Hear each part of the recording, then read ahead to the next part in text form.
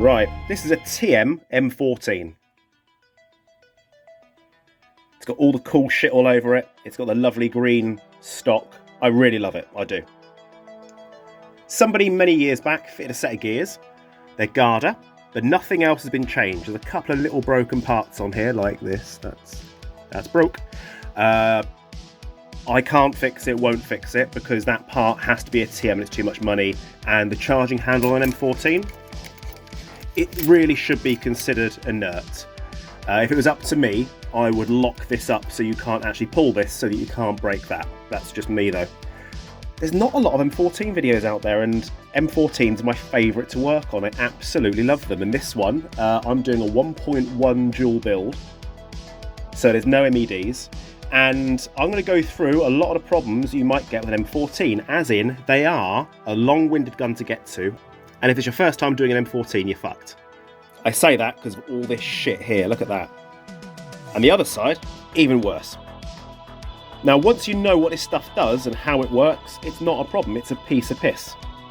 It's a really solid, effective system. And you've seen me do some crazy builds as well. So with this, I thought I'd do a proper tech video so you can actually see some cool shit, all right? Now, I do know that a lot of people, of techs, they don't like working on M14s. They fucking hate it. They can't stand working on M14s because it's completely outside of the norm and they keep making the same fuck-ups. And it's hilarious to me because I made the same fuck-up when I first did it, and I would like to show people how not to fuck up someone's guns, but it's the same fucking couple of techs in the UK that every time an M14 is done, and these people are meant to be fucking amazing, every time an M14 has come to me from one of those fucking techs, it's always the same thing. It's blowing up motors, it's double feeding ammo, the motors last in 2 seconds, and yeah, it's a horror show on the inside. Like, they've tried so hard. It's not just a gun you can walk into because you built a couple of fucking TM recoils and a couple of fucking ARP9s. It's a different beast entirely. Like, you can't just put a regular piston in there. You can't do that. You've got to do modifications unless you buy TM specific pistons, which no one's got because they don't know the fucking difference. So basically just watch the shit that I do. It's going to be hard because my face is right fucking... I dare say the camera's going to wobble because I've got it literally, my hands are fucking here and my face is right fucking behind it. I'm working out at distance so you can see kind of what I'm doing. So, first things first, take it apart. Because it's got the rail system on here, I'll let you get to that stage on your own. It's pretty simple. Just don't forget when you put the stock back on about that grub screw right there, because that fucking thing helps hold the damn thing on. 3 tiny screws. 1. Now this one will probably fall off because it's broken.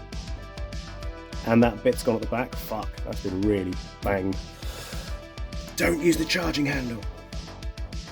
Next screw is that one there. There's the other part of it.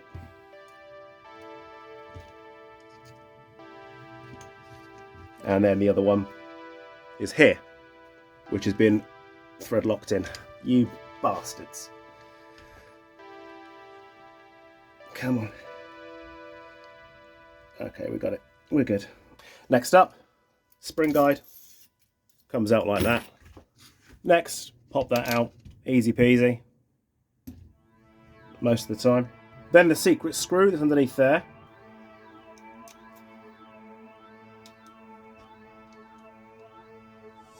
Dush. Pop out the secret screw. Then you've got a pin that runs through here. Lock out the pin. It's always shorter than it needs to be. So look for the end that hasn't quite come through, which in this case is this side.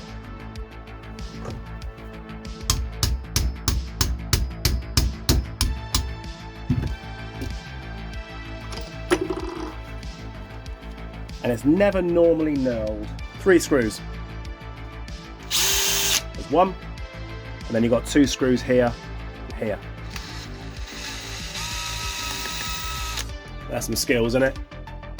That's some skills. You can't get in there all the way. So just go in at an angle. Man, I've got skills. Then, gently ease that out. And let that fall free. Don't try and get in there with a screwdriver and scrape it out, because you'll cause scratches to this. It's unsightly, and you can also damage a hop unit. That is protecting the top of your hop unit, and it's also keeping things nice in place. You don't want to damage that anyway, so just let that fall out all on its own. That is the smartest way to do it. Now, first things first, I'm going to do the barrel. That now will just drop out of here. Dush. Now bear in mind, somebody else has been inside here before me, so any damage you see weren't me, like that. So first of all, 4 screws. These are always a bit too tight. 1, 2, 3, 4. Make note that that little dimple goes in that hole when you put it back together. Perfect to see first time. But there's your upper. There's your barrel. Now imagine trying to do all this just to change your hop rubber. It's the owner's responsibility to look after the hop rubber. Can you see the fucking hassle you're going to get into? Bullshit, innit? Now these hop units are very, very good. They're good hop units. Don't get me wrong, they're good. However, they're a shit. That bugs the piss out of me, that little clip, and oh, it really annoys me. So there's going to be tantrums. I will probably edit out all of my tantrums doing this, because this is the bit that really pisses me off. Because if you're not completely and ultimately careful, you will lose the fucking spring. And if you are not very delicate, you can break the front of the hop unit. There's that. And then off it comes.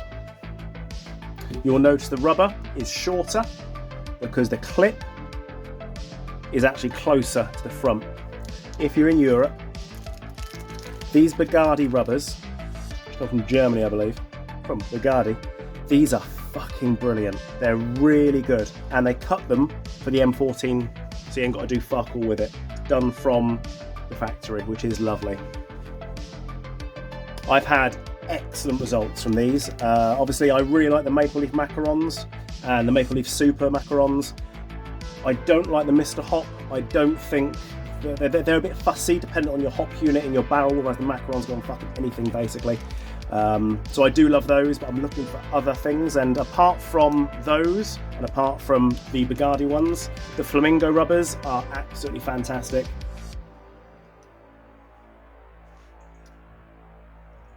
Okay.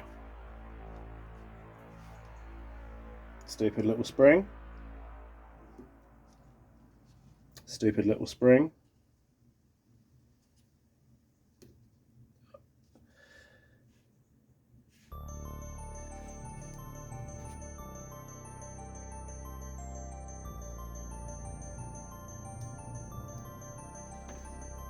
That might have been first time. Might have been first time today. Could be the...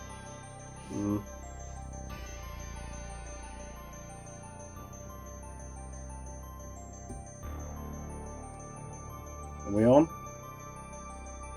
No. Oh god, this is painful. It's so painful. Let's see if it's working. It is. It's so great. It's such a great rubber. It's such a great rubber. Honestly, great rubber. Okay, next. Put this back in the receiver. I am using the standard barrel. I have my reasons. Remember, this is upside down.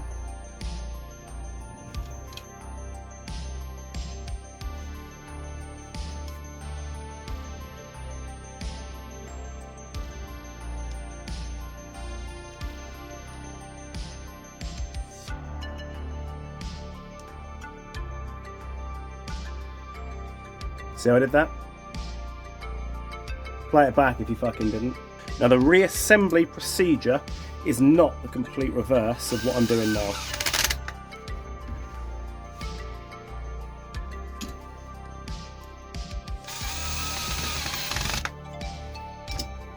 Okay, that's your hop rubber changed.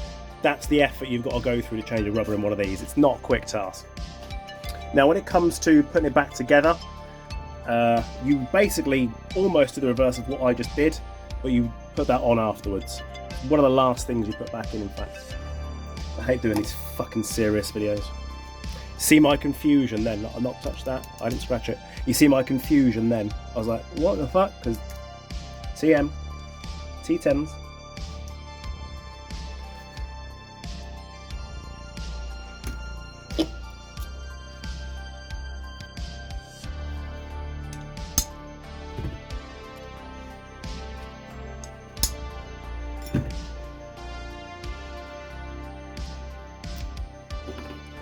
I made that look easy. You're gonna fucking struggle. So, before you take this apart, I'll show you how it works, because people they just show how to take it apart. They don't tell you why the bits are in there. All right. So, that's your safety. So, as you can see on this side, it just blocks it completely. Yeah. So basically, trigger switches up here, and you've got these two silver parts. Okay, that is basically your cut-off lever and what is your fire selector. All right, there is no selector plate on one of these. So as you can see, you've got one tiny spring and one tiny spring. As you pull the trigger, you've got one piece that's attached solidly to here, and one that's on one half of the switch. But the trigger itself is this spring here. Now this is the complicated side, and the way it works is pretty simple. If I move my fire selector, which is over here, if I turn it, I've now just moved my cut-off lever out of the way. So DMRing one of these is very easy, because you simply take out that one screw and remove this entire bar, or take out two screws and remove the selector, and then it's DMR, it's locked to semi. But as you can see, if you do get a semi lock up with one of these, it's a hassle. It's a big hassle to put it back to full auto, you know, in a way to release the cut-off lever and release the switch so that you can get it back to semi again. Obviously, normally what you do in a regular AEG, put it to full auto, pull the trigger, unlocks it, put it back to semi, carry on. Lots going on here, that means you can't just do that. Technically, if you get something like a Warfet, you can just remove the Warfet and just plug the Deans to Deans, and that will give you instant battery to gun, no MOSFET required, because it's wired directly to the motor. So you make it fire in full auto, and then you can just plug your MOSFET back in and go. But again, with your gun still assembled, like, this is not illegal, you know? But as soon as it's inside the gun and it can fire, then if it's over dual limits for full auto, then that's illegal. So that is why when I do these guns, I recommend to people you don't go the full 420 to 450 FPS, or, you know, 1.6 to 1.88 joule, depending on what their sight allowances are. You are best off keeping it at 1.1 joule, because it's you can still make this really fucking shoot hard and far. So let's take some bits out. I never bother trying to take the screws and stuff out, because I know where they all go. All you need to know about putting these back together again, and like I said, I've done it before with a 249 video. If you want to know where the screws go and you can't remember, get yourself a fucking piece of cardboard. I'll do it. Hang on. So, you got the plate, which is basically that shape. Yeah. Big screw. Cunt. Fuck off. Big screw. Big screw. Big screw. Short screw.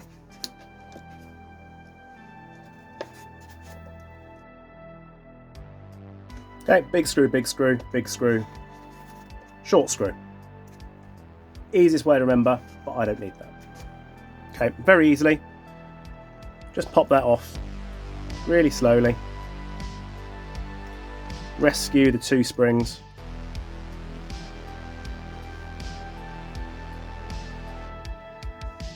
There's your plate. Your cut-off lever sits in that hole. This piece here is just part of the trigger mechanism. That, you can see, is now just free floating, just sits in those two little divots. Done. So that comes out. Now technically you do the other side first, but I wanted to show you the functionality. Alright, so that's how that is. So now let's flip it to the other side. Technically, I'd normally do this side first. Do the same thing, draw a picture on your fucking box. So you can remember which way that goes on, the little divot goes downwards. There comes your selector switch. That's technically a selector plate. Removing that obviously locks it to semi. Take the spring off of the trigger.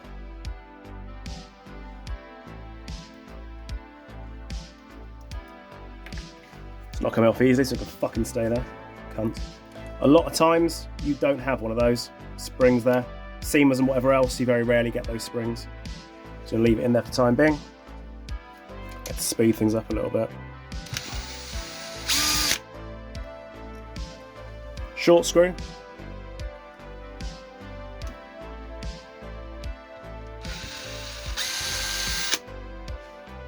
Short screw. If you're not careful with this screw and you get one that's too long, or if you don't have a locking washer in there perhaps, depending on the brand, that can go all the way to the gearbox and touch your gears, locking the whole thing up. Be very fucking aware of that. TM doesn't really suffer with that issue.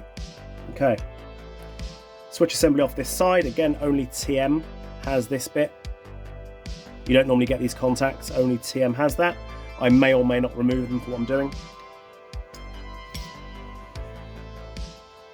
Trigger pops off. Safety.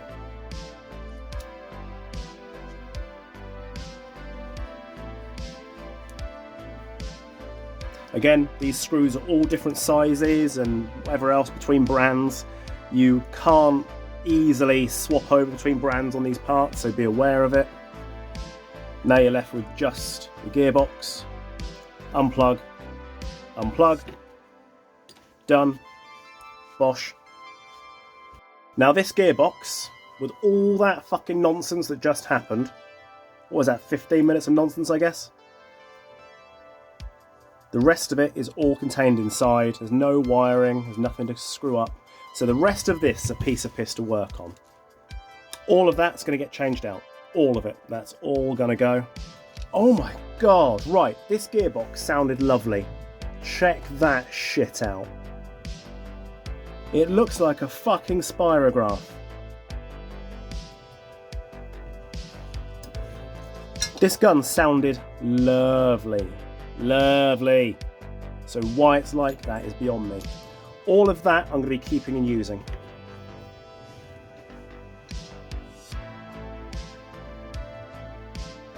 That is appalling.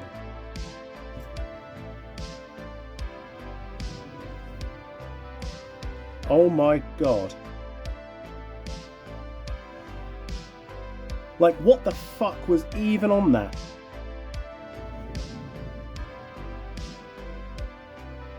I'm blown away.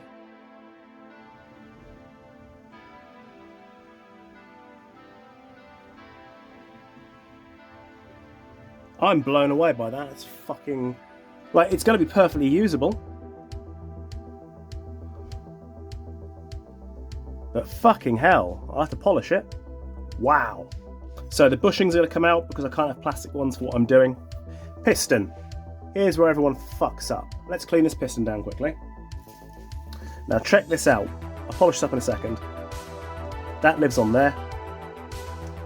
Piston sits there. As it goes back, you can see it's engaging with the spur gear.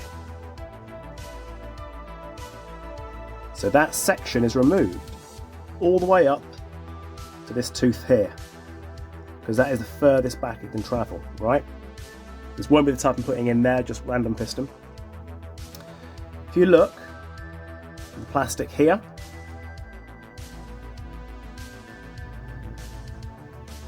see it? If you were to rock that piston as it goes back, it hits the spur gear. And the piston that I will be using, likely one of these, there's no cut. So as it goes back, it's hitting plastic. And there are two techs in the UK that simply don't fucking understand that. And every time I get a gun from them, this is mangled to fuck. And all the plastic is in the gears. And they wonder why their fucking motors keep burning out.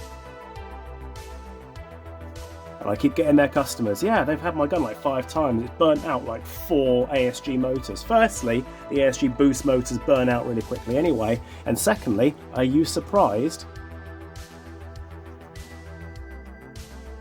What's the kids say nowadays? Get good.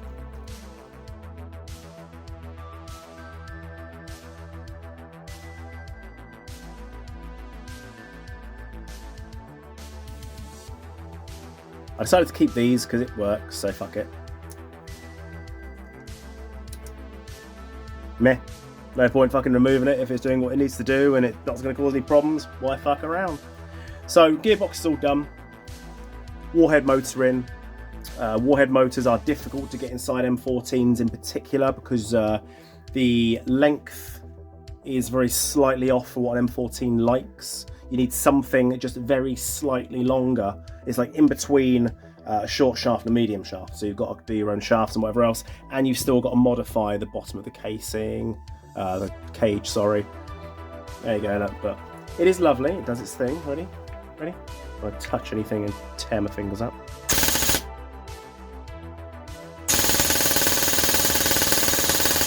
Lovely.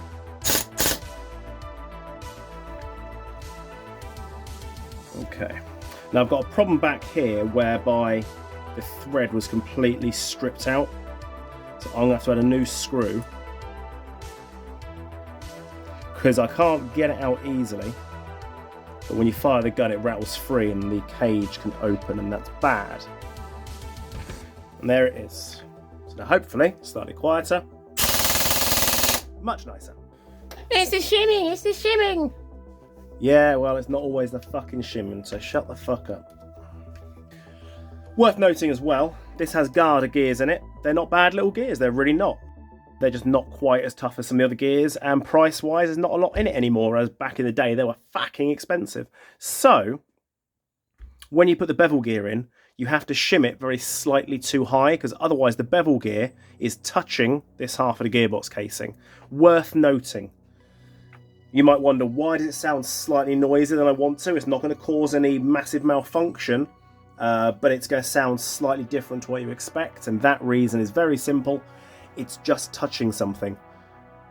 The gear has to be shimmed slightly higher than you'd expect. It's really frustrating, and you can machine out that side of the gearbox casing, but then you cause some other problems elsewhere, so it's just not worth it. I still prefer the seamer. Anyway, reassembly. I've already done that bit. I've shown you how everything works and where it came out of, so I'm not going to do it all twice, can't be bothered.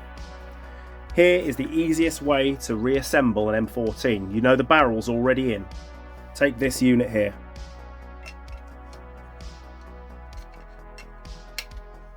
There it is. That's how it sits in. Straight in, down, click. Okay? That one screw. Don't do it massively tight. This pin, in every other gun it's silver. This is a TM, so it's a greeny brown colour. This is TM.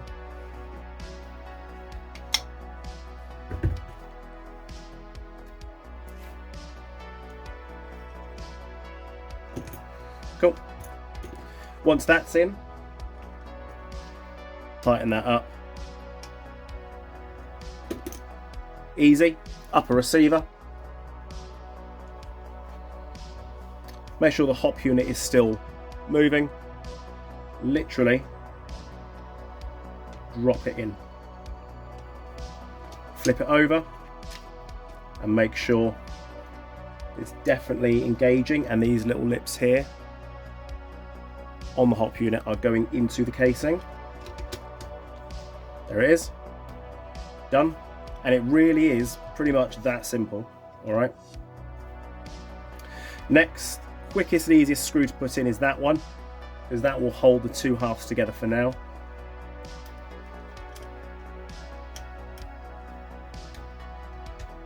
Dush. Okay, that will now hold together. The rest of it is just structure in the correct places. So, big screw.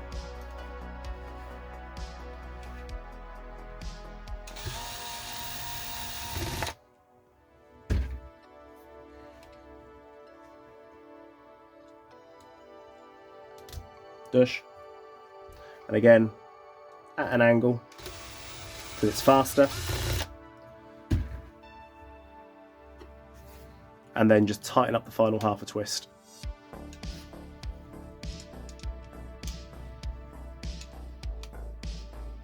Push. Okay. Little screw here.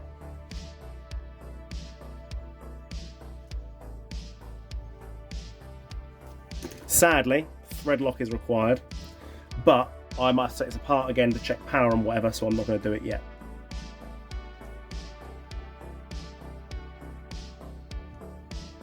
There. At this point, you can test the gun.